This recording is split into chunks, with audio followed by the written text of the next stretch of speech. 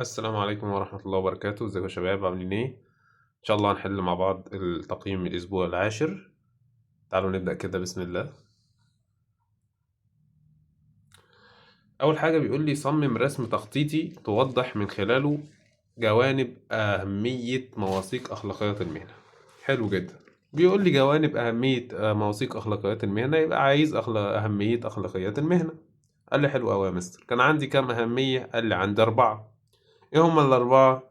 قال لي رقم 1 الصورة الذهنية الإيجابية، رقم 2 الالتزام بالمسؤوليات القانونية والاجتماعية، رقم 3 تحسين الأداء، رقم 4 الاستخدام الأمثل للموارد. قال لي جميل أوي يا مستر.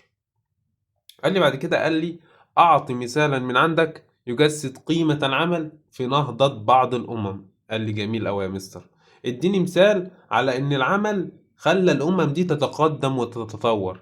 قال لي يا مستر أبسط مثال الصين. هتقول لي يا مستر طب اكتب ايه يعني؟ هقول لك بالمختصر المفيد كده. الصين، فيها صين يعملون البشر لمدة تزيد عن 16 ساعة.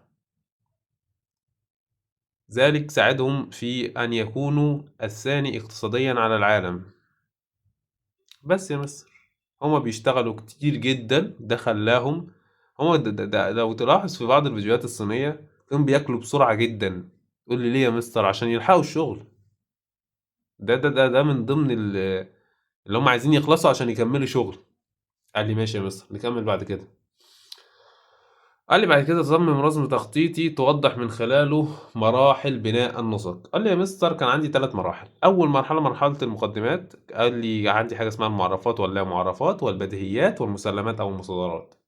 بعد كده تاني مرحلة عندي النتائج والنظريات. بعد كده تالت مرحلة عندي المبرهنات. هو عايز ال3 مراحل دول. ما قاليش على الخصائص يا مستر. حلو، يبقى ما اكتبهاش. قال لي اعطي مثالا من عندك تميز فيه بين المعرفات واللا معرفات.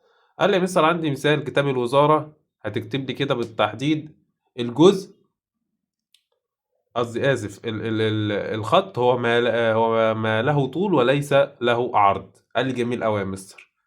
الخط ده من المعرفات. اكتب له كده. اكتب الأول إن الخط هو ما له طول وليس له عرض. جميل قوي. الخط من المعرفات، الطول والعرض من اللامعرفات. قال لي حلو أوي جدا يا مستر، تعال نكمل.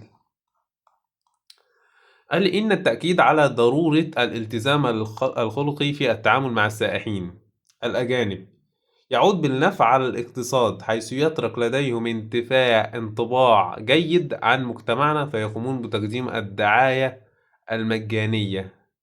قال لي يا مستر الكلام ده هيدلنا على فوائد الالتزام بمواثيق المهنة إيه؟ قال لي تكوين صورة إيجابية عن المؤسسة يا مستر.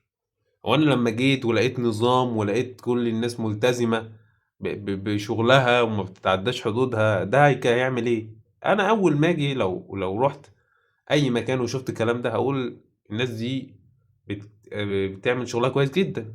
فهتكلم وأقول عن الناس كده، فبالتالي التزامهم ده كون صورة إيجابية عند السياح. قال لي جميل أوي يا مستر.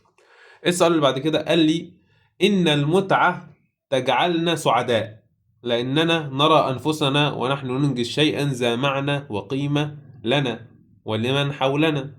قال لي عقب برأيك في حدود سطرين في ضوء دراستك لقيمة العمل. قال لي جميل أوي يا مستر.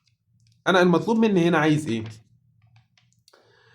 قال لي يا مستر دلوقتي هو بيقول لي إن العمل ده بيخلينا ننجز شيئا، ان احنا ننجز اشياء ونعمل قيمة ويطور الاقتصاد ويطور الدولة وكل الكلام ده. قال لي جميل قوي يا مستر. بيقول لي عقب برأيك في حدود سطرين في ضوء دراستك لقيمة العمل.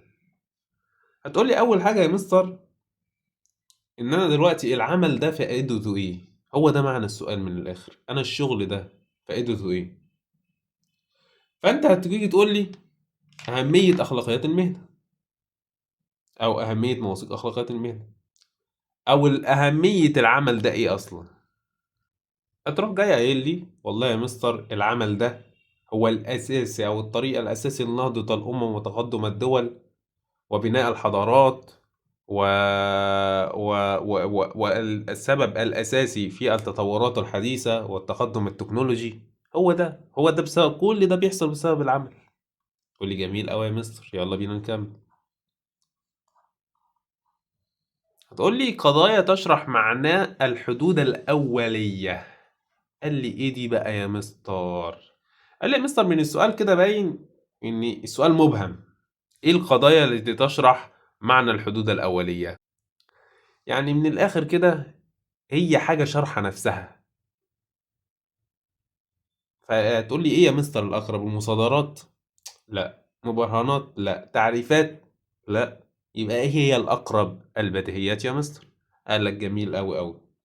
قال لك لفظ تعريفه بغير مستحيل. لفظ تعريفه بغيره مستحيل، آسف. استخلص مما سبق إحدى مقدمات النسق الرياضي.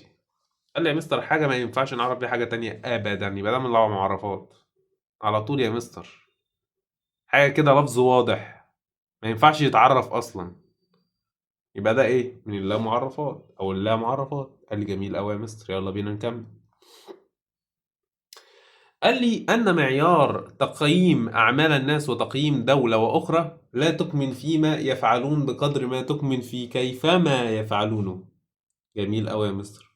وهل يقومون بأعمالهم على أتم وجه بإتقان أو بدرجة قليلة من الإتقان بحيث تسهم في رقي مجتمعاتهم. قال لي يا مستر الكلام ده هيعمل إيه؟ قال لي يا مستر ما هي واضحة أهي. نهضة الأمم، الدنيا هتتقدم. قال لي جميل أوي يا مستر.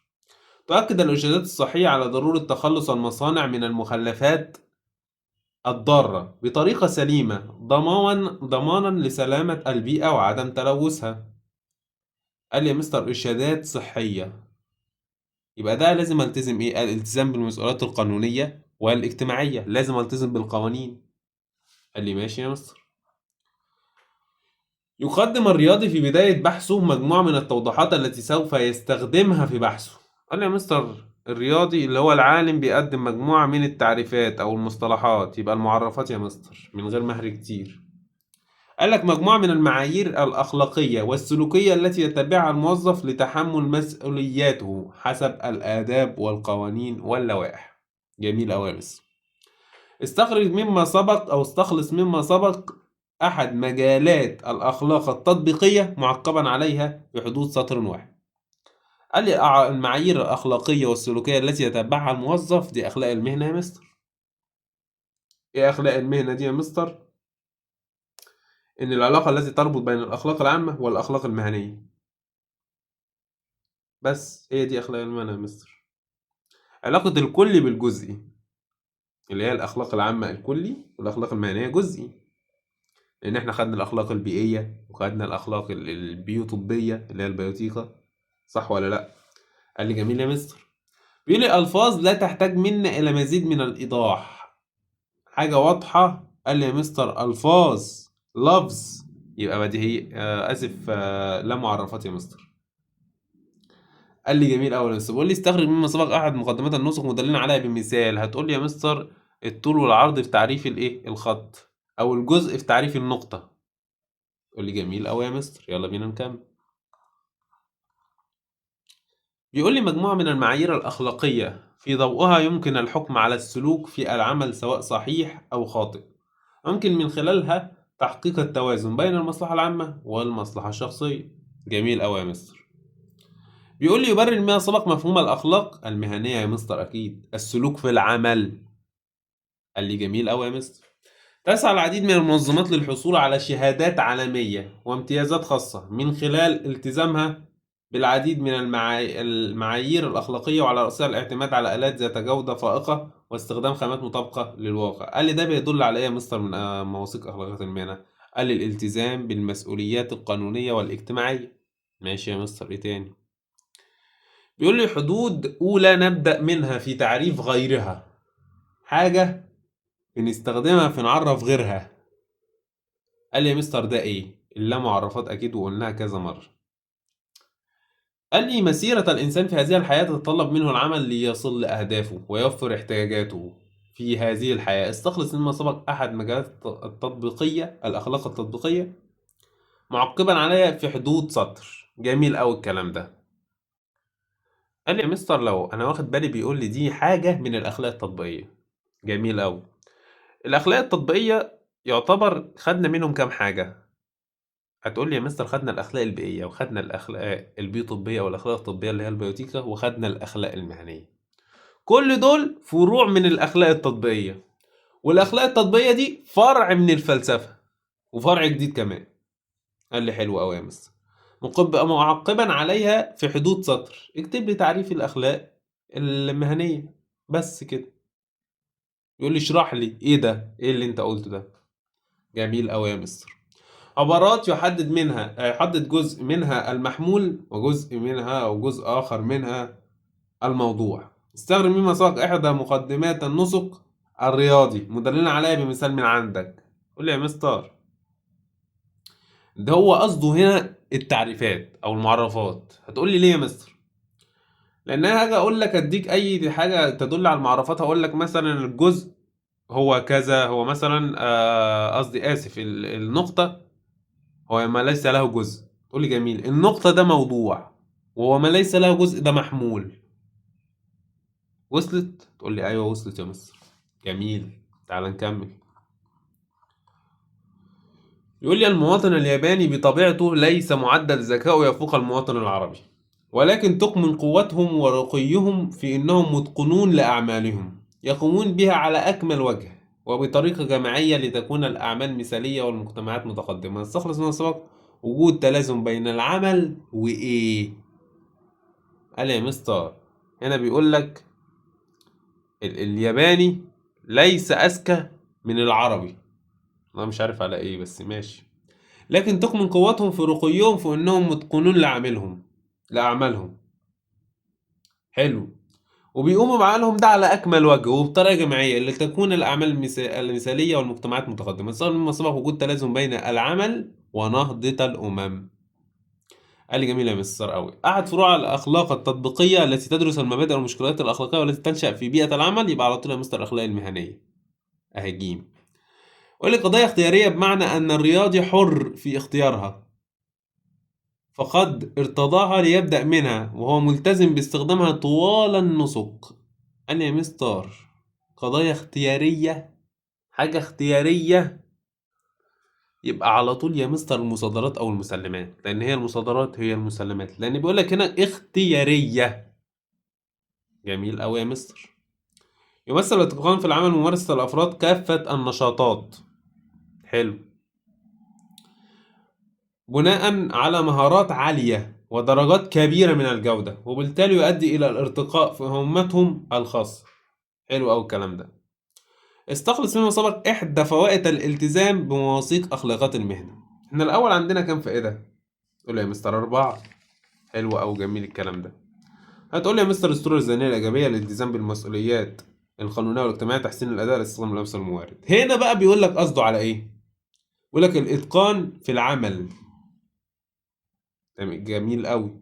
وممارسة الأفراد كافة النشاطات بناء على مهارات عالية ودرجات كبيرة من الجودة وبالتالي يؤدي إلى ارتقاء مهمتهم الخاصة. ده بيدل على إيه بقى يا مستر؟